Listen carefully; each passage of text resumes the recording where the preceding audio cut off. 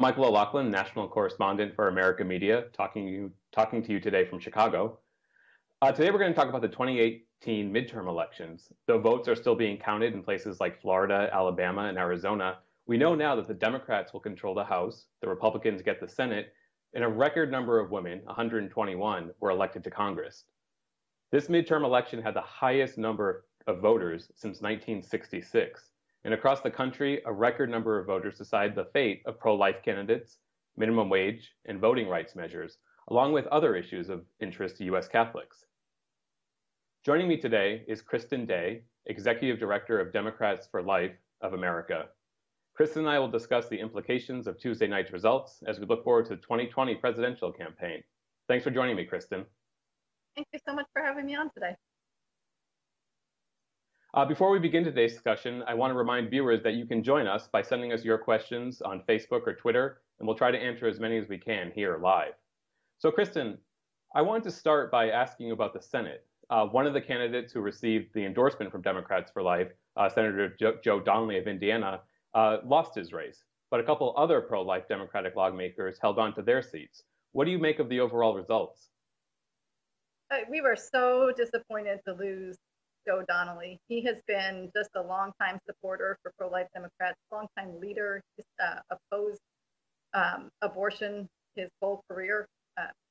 Recently, he supported the 20-week abortion ban, and it's just a huge loss for pro-life Democrats because to lose one of our members. There were only 3 pro-life Democrat members in the U.S. Senate, and that caucus have it shrink is will be difficult. It's difficult to lose 1/3 of our pro-life caucus. So we're just so disheartened that he lost re-election. We are grateful that Senator Casey and Senator Manchin are still there, and so they're able to represent our Democratic caucus because it's so important to have both point of views in the caucus, and so we're very happy that both of them are still there to represent the 21 million pro-life Democrats who are out there. Now, of course, Senator Donnelly lost to a Republican challenger who is also pro-life. What do you make of the result in Indiana specifically? Was it beyond the life issue that caused the loss for Senator Donnelly? Was it simply a matter of demographics? Was there something more he could have done in his campaigning? What do you make of that result? I think Senator Donnelly did everything he could.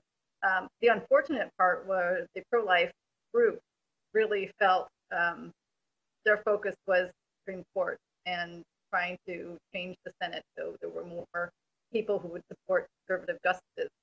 So the Susan B. Anthony list particularly really went after Joe Donnelly hard on the pro-life issue and painted him as a pro-abortion candidate, which was really unfortunate because, I mean, the pro-life movement really needs to do a better job of being bipartisan and not putting all their eggs in the basket. Doing that has led us to a U.S. Congress, a U.S. House that, for the first time in history, has an abortion right majority.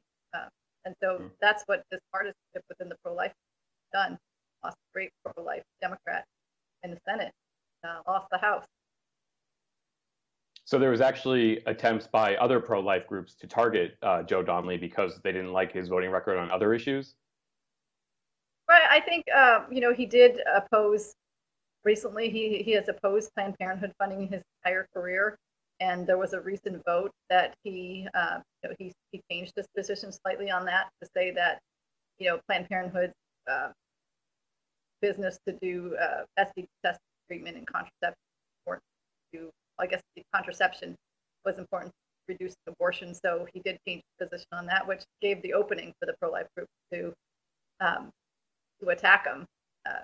I think he should have just stuck with defunding Planned Parenthood personally. That's where our position is as an organization. We think they should be funded because of their abortion business and their singular focus on promoting abortion everywhere. And so I think that just opened the door for the group to go after him. I don't think they would have had that door to do that had he remained firm on the Planned Parenthood funding.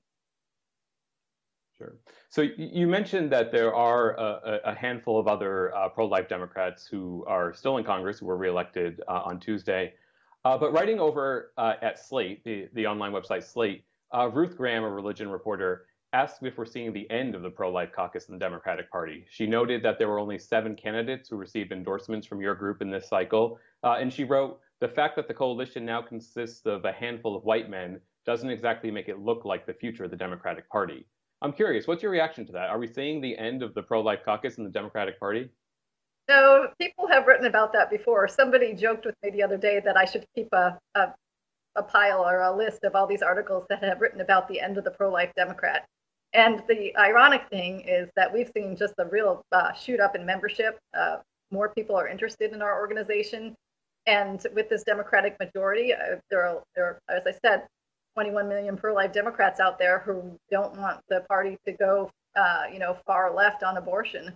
And so we're just seeing a shoot up in membership and interest. And at our conference last summer, the excitement was there. People really want to focus on a safe, legal, and rare within the Democratic Party. That's what the Democratic Party needs to move back to, and that's where my people want the party to move, and really focus on reducing abortion and until we wouldn't even have to make it illegal because it wouldn't happen. Mm-hmm. When we looked at exit polls from Tuesday's results, we saw that the top couple items that concerned voters were immigration and healthcare. We didn't see abortion rise up to those levels. I'm curious what you make of that. Is this no longer as neuralgic an issue as it once was? Are voters thinking about other things more intensely? Right. It was interesting that abortion didn't play a large role in the national agenda for really either party, unless you were trying to unseat Joe Donnelly and some of the pro-life Democrats. But yeah, it was interesting that it didn't play a big role in this election cycle. I think it might in 2020.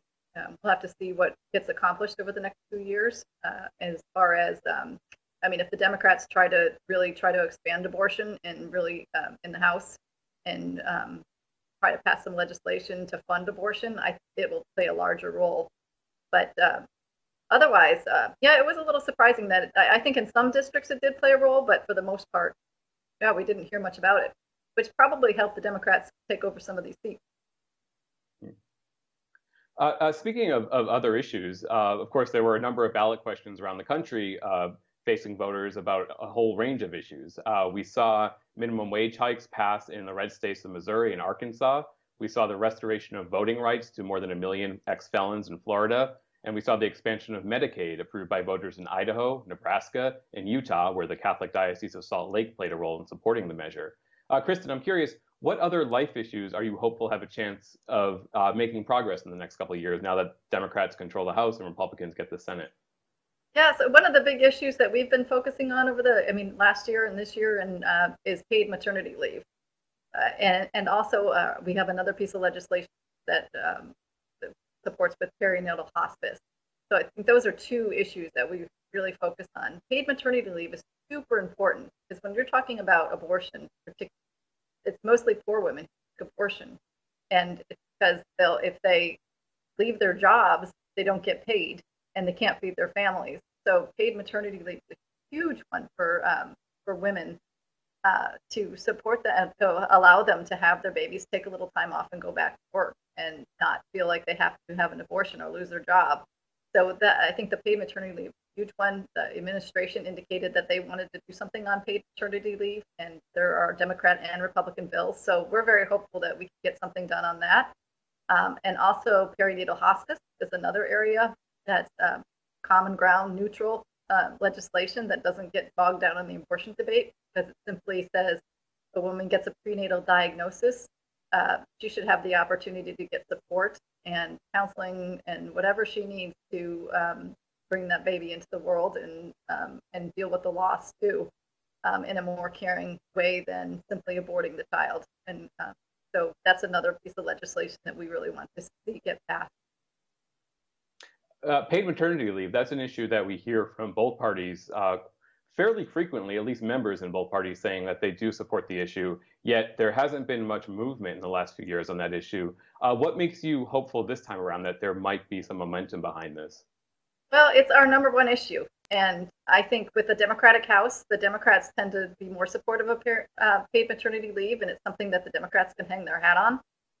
and say that we did this going into 2020. So it would be, I think, a real mistake not to take advantage of this right now. And we could help so many people and working families that need this time off with their young families and the ability to support their families. So I think it's a huge issue. It would be a mistake not to act on it this year.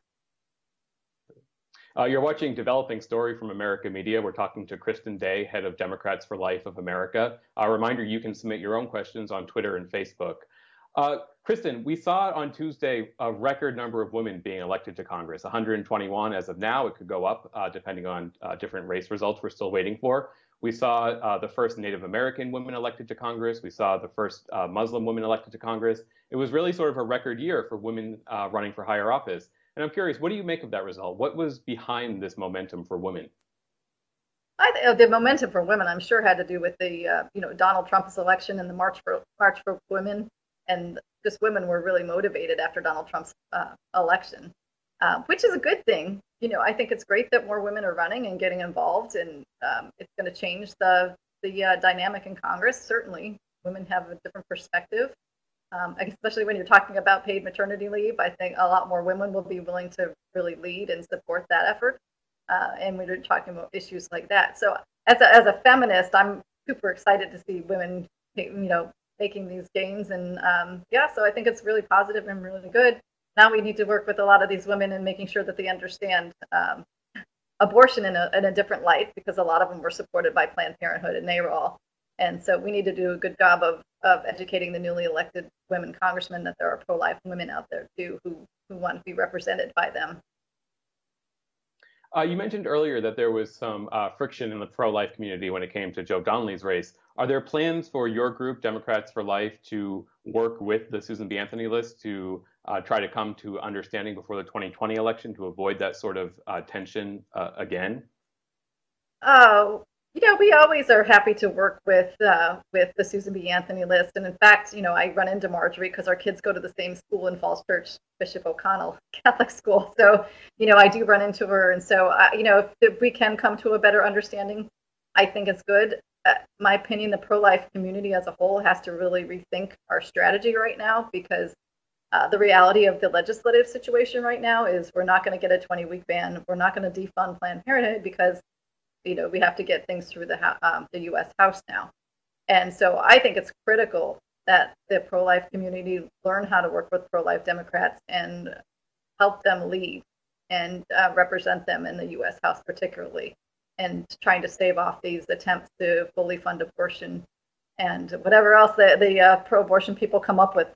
So we need the pro-life Democrats more than ever. So it would be good for the pro-life community to come to a better understanding of the importance of pro-life Democrats. Okay. Kristen Day, head of Democrats for Life of America, thanks for joining us today. Thanks so much. Pleasure to be A here. reminder to our viewers, you can see this video and more by subscribing to America Media's YouTube channel, and you can read complete coverage of the election and other interesting items at americamedia.org. I'm Michael O'Loughlin. Thanks for joining us.